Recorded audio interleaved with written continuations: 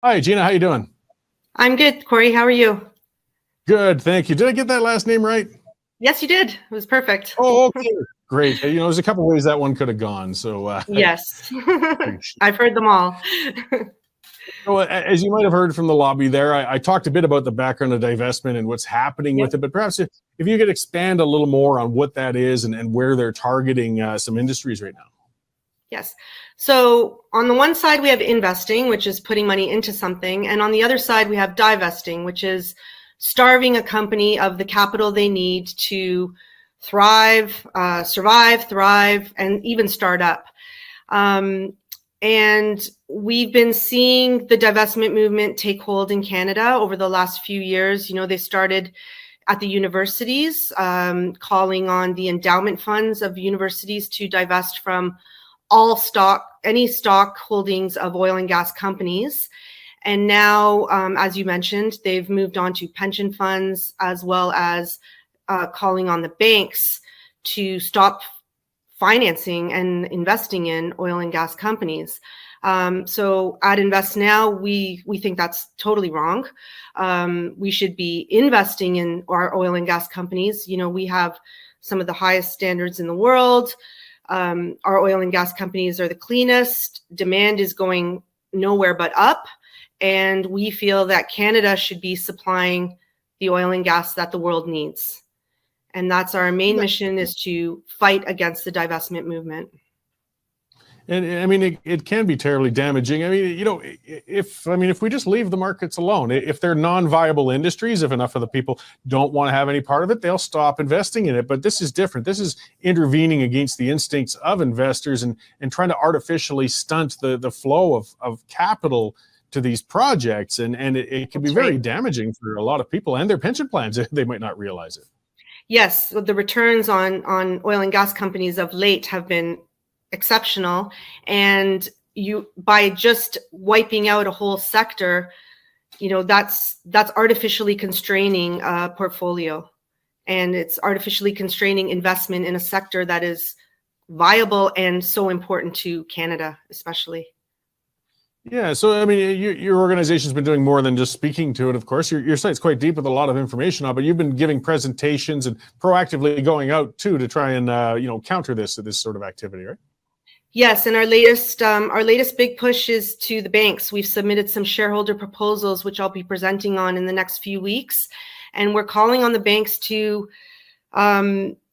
commit to investing in the oil and gas sector, and to look at the things that they've committed to, like net zero, which is another word for divestment, basically, because you're saying that you're not going to invest in oil and gas companies, and we're calling on them to commit to the sector, and we're calling on shareholders to vote for our proposal. Well, that's it. I mean, if you can get to the shareholders, those are the people that are actually, in the end of it, putting their money in, and they want a return on it. That's why they're doing it.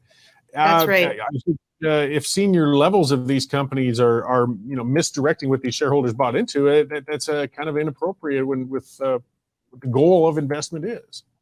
That's exactly right, and it's you're not only taking care of the shareholders when you're investing in viable companies, as you said, and you're allowing the markets to work themselves out, so to speak, but you're also taking care of stakeholders, because the whole purpose of divestment is to stem the climate crisis, but that doesn't do anything to help emissions reductions, because the oil and gas that the world needs and is demanding is going to come from somewhere. So we believe that Canada should be supplying that oil and gas. And why should we be hobbling Canada and our economy and jobs and everything that relies on oil and gas to chase this non-existent, this goal of emission reduction, which isn't, it's not happening. Yeah, I mean, as well, something that the divestment movement, I guess, kind of overlooks is that energy producers, oil and gas and other things, still have made great strides in reducing the emissions that they do produce. I mean, we won't hit zero, but they've done great advancements with carbon capture, with cleaning up oil field practices, and a lot of other technological advances that reduce the impact on the planet in general, whether it's emissions or even on ground footprint. But the divestment movement refuses to acknowledge that.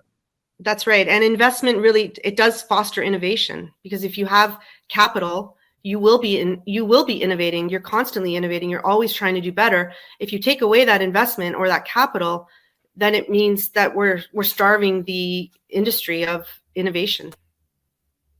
Well, and you've got, I imagine you don't want to get too specifically political, but a challenge with the federal government is giving a bunch of incentives to green investments, but it's kind of been pretty silent when it comes to our existing industries.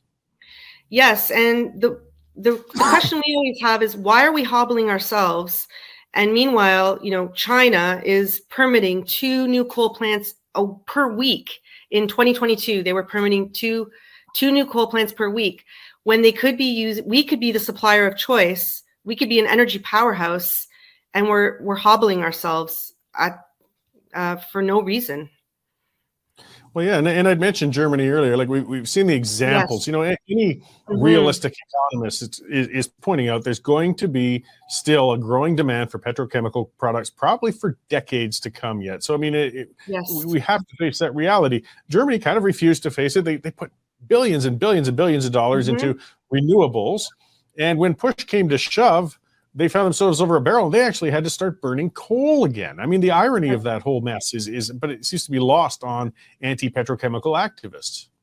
That's right. And we just need to look at Europe for an example of where Canada is headed.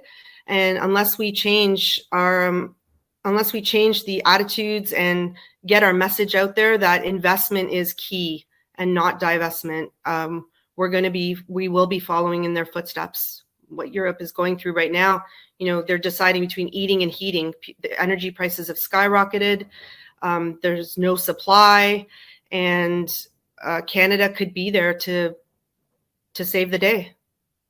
And as I noticed on your website, of course, I mean, it's predominantly we hear about oil and gas, but this doesn't stop just there. And anything that activists could deem to be irresponsible environmentally or socially by their measure, they could start doing the same thing, whether it's livestock producers or fertilizer use in agricultural applications, or mining or forestry. Mining, exactly. We're advocating. We started with oil and gas because they've been the most demonized, but we are keeping our eye on all those 4 sectors that you just mentioned, all the natural resources sector, which Canada is blessed with.